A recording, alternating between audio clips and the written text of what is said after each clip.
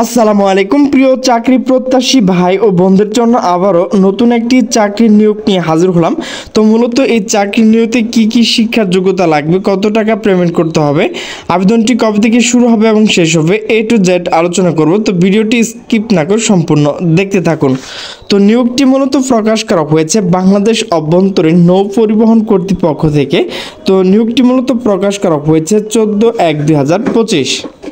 নিয়োগ বিজ্ঞপ্তি বাংলাদেশ অভ্যন্তরীণ নৌ পরিবহন কর্তৃপক্ষ এর নিম্নবর্ণিত 47টি ক্যাটাগরি 236টি শূন্য পদ সরাসরি জনবল নিয়োগ নিমিত্ত বর্ণিত শর্তাদি প্রকৃত বাংলাদেশ নাগরিক নিকট থেকে অনলাইনে দরখাস্ত আহ্বান করা যাচ্ছে। তো প্রথমে রয়েছে পদের নাম, বেতন স্কেল, বয়স, পদের সংখ্যা, শিক্ষার যোগ্যতা। তো প্রথমে রয়েছে পদের নাম সহকারী পরিচালক। তো এখানে অনেকগুলো রয়েছে, তো এগুলো অবশ্যই আপনারা দেখে নেবেন। বেতন কিন্তু 53,060 টাকা। প্রার্থীকে অবশ্যই 21 থেকে 32 বছর হতে হবে। এখানে কিন্তু 6 জন লোক নেওয়া হবে। শিক্ষার যোগ্যতা কোনো শিক্ষিত বিশ্ববিদ্যালয় হতে দ্বিতীয় স্নাতক ডিগ্রি হতে হবে। এরপর হচ্ছে সহকারী পরিচালক। তো জাতীয় বেতন স্কেল 2015 অনুযায়ী 53,060 টাকা। প্রার্থীকে অবশ্যই, তো এটি আমি বারবার বলবো না, তো 21 থেকে 32 বছর কিন্তু নেওয়া হবে। এখানে 3 জন লোক নেওয়া হবে।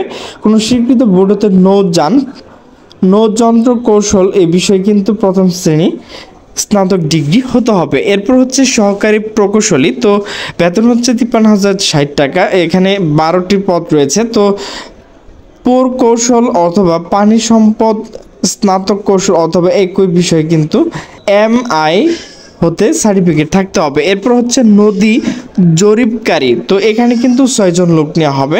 তো এখানে যে শিক্ষার যোগ্যতা সেটি কিন্তু আপনারা দেখে নেবেন। এরপর হচ্ছে নৌ পরিবহন স্থপিত এবং পরিকল্পনা কর্মকর্তা। তো এখানে কিন্তু 2 জন লোক নেওয়া হবে। তো এখানে শিক্ষার যোগ্যতা স্নাতক ডিগ্রি হতে হবে। এর টাইটাল, তো এখানে কিন্তু 1 জন লোক নেওয়া হবে। তো এখানে শিক্ষার যোগ্যতাগুলো অবশ্যই আপনারা দেখে নেবেন। এরপর হচ্ছে সহকারী তড়িৎ। তো এখানে কিন্তু 3 জন লোক নেওয়া হবে। এখানে শিক্ষার যোগ্যতাগুলো আপনারা অবশ্যই দেখে নেবেন।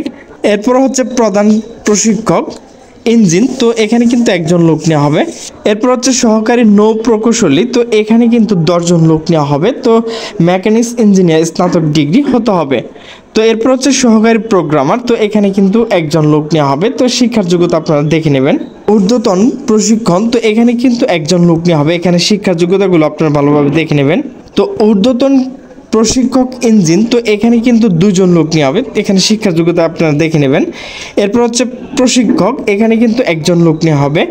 এরপর হচ্ছে প্রশিক্ষক ডেট। এখানে কিন্তু 3 জন লোক নেওয়া হবে। প্রশিক্ষক ইঞ্জিন, এখানে 2 জন লোক নেওয়া হবে। Assignment officer. তো এখানে কিন্তু 8 জন লোক নেওয়া হবে। এখানে কিন্তু অবশ্যই আপনাকে সকল বিষয় ডিগ্রি হতে হবে, স্নাতক ডিগ্রি। এরপর হচ্ছে SSB অপারেটর। তো এখানে কিন্তু 1 জন লোক নেওয়া হবে। শিক্ষার যোগ্যতা আপনারা দেখে নেবেন। সাতলিপিকার। তো এখানে কিন্তু 3 জন লোক নেওয়া হবে। এরপর হচ্ছে কনিষ্ঠ নদী জরিপকারী। তো এখানে কিন্তু 6 জন লোক নেওয়া হবে। এরপর হচ্ছে কম্পিউটার অপারেটর। এখানে 6 জন লোক নেওয়া হবে। তত্ত্বাবধায়ক কাম রক্ষণাবেক্ষক গুদাম সহকারী ও সহকারী। তো এখানে কিন্তু 3 জন লোক নেওয়া হবে। এরপর হচ্ছে ট্রাফিক সুপারভাইজার। এখানে 6 জন লোক নেওয়া হবে। এরপর বাদিং সারেং। তো এখানে কিন্তু 13 জন লোক নেওয়া হবে। শিক্ষার যোগ্যতা কিন্তু আপনারা অবশ্যই দেখে নেবেন। এরপর হচ্ছে অভ্যর্থনাকারী। তো এখানে কিন্তু 1 জন লোক নেওয়া হবে। এরপর হচ্ছে শুষ্ক আদায়কারী। তো এখানে 9 জন লোক নেওয়া হবে। এরপর হচ্ছে দুরালাপনী কর্মচারী। তো এখানে কিন্তু 2 জন লোক নেওয়া হবে। এরপর হচ্ছে মানচিত্র সহকারী। এখানে 2 জন লোক নেওয়া হবে। এরপর হচ্ছে গুদাম রক্ষক। এখানে 6 জন লোক নেওয়া হবে। এরপর হচ্ছে সব সহকারী। এখানে 1 জন লোক নেওয়া হবে। ড্রাইভার। এখানে কিন্তু 1 জন লোক নেওয়া হবে। এরপর হচ্ছে সালেবেস ক্রোন ড্রাইভার। এখানে কিন্তু 1 জন লোক নেওয়া হবে। এরপর হচ্ছে অফিসার্স কুক। এখানে কিন্তু 1 জন লোক নেওয়া হবে। স্টুয়ার্ড। এখানে 1 জন লোক নেওয়া হবে। এরপর হচ্ছে ওয়েল্ডার। এখানে 4 জন লোক নেওয়া হবে। এরপর হচ্ছে লিফট মেকানিক। এখানে কিন্তু 1 জন লোক নেওয়া হবে। এরপর হচ্ছে টোসার। এখানে 1 জন লোক নেওয়া হবে। এরপর হচ্ছে মেকানিক্যাল অ্যাটেন্ডেন্ট। তো এখানে কিন্তু 1 জন লোক নেওয়া হবে। এরপর হচ্ছে ডেমনস্ট্রেটর।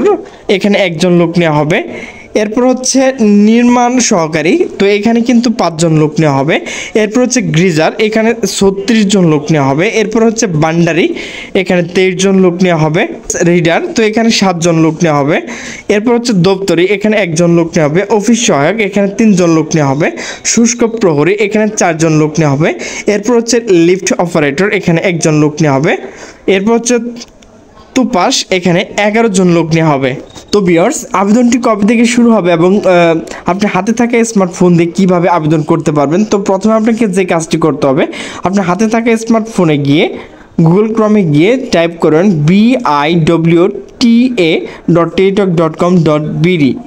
এই ওয়েবসাইটে ঢুকে কিন্তু আপনি নিজে নিজে আবেদন করতে পারবেন। তো মূলত আবেদনটি কবে থেকে শুরু হবে, তো মূলত আবেদনটি শুরু হবে 19/1/2025 সকাল 10টা থেকে মূলত আবেদনটি শুরু হবে এবং আবেদনটি কবে শেষ হবে, তো 18/2 অর্থাৎ ফেব্রুয়ারি 2025 বিকাল 5টায় কিন্তু এই আবেদনটি শেষ হবে। তো এখানে কিন্তু আপনাকে অবশ্যই রঙিন ছবি এবং স্বাক্ষর আপলোড করতে হবে। তো অনলাইন আবেদন প্রার্থী তার রঙিন ছবি 300x300 পিক্সেল, এর এমবি অবশ্যই 100 KB হতে হবে।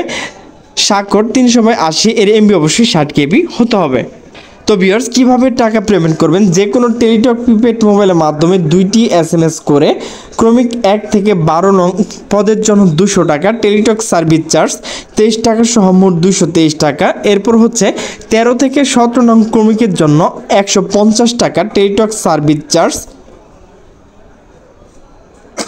18 টাকা সহ 168 টাকা।